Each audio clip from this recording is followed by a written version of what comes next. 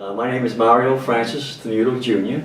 I rank as a musician second class aboard the USS Missouri. I first got involved in the service prior really to career.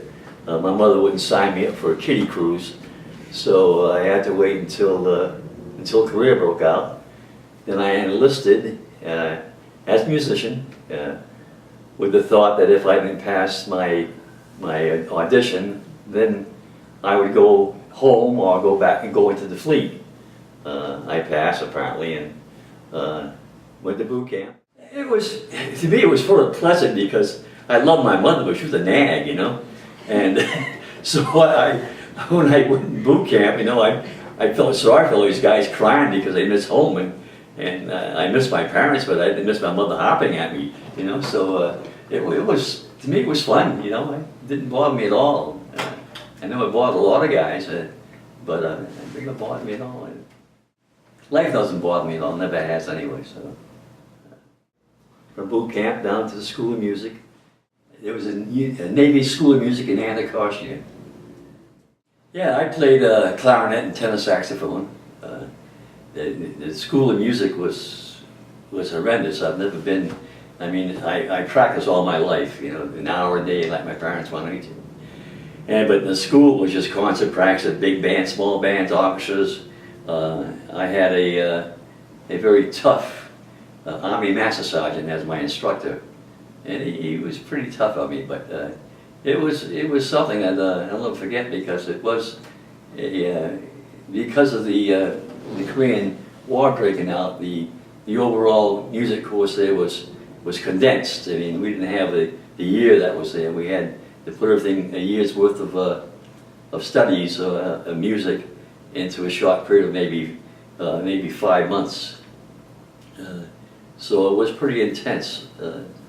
But again, fun, because if you like your horn, if you're a musician, you like your horn.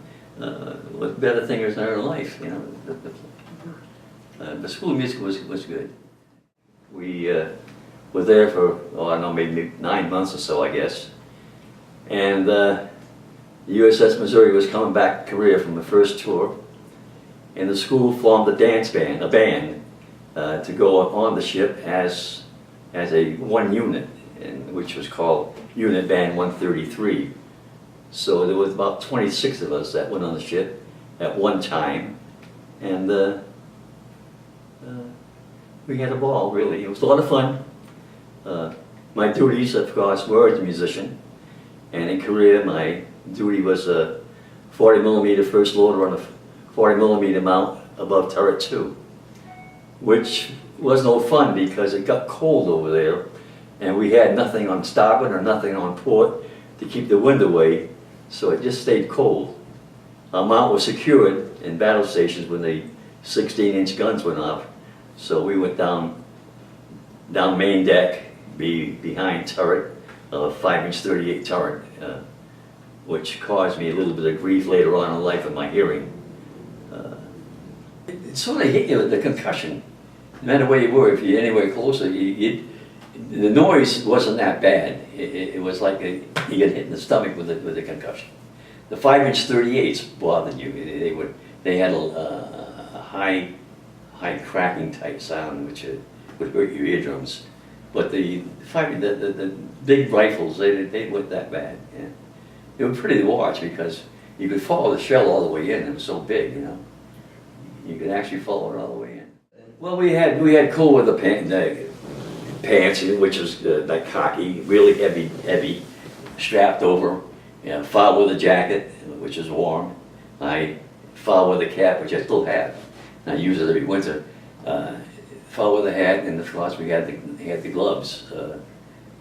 But it still didn't keep it that warm. If it was just cold, it wouldn't be too bad.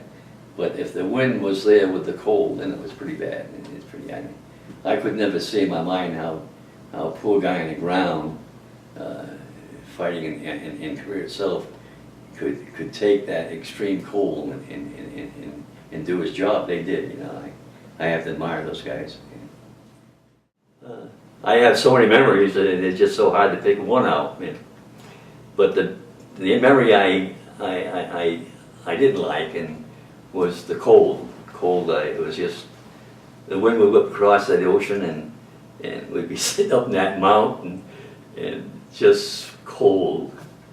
But I have so many pleasant memories of everyone in the band, and it was just a great unit, you know.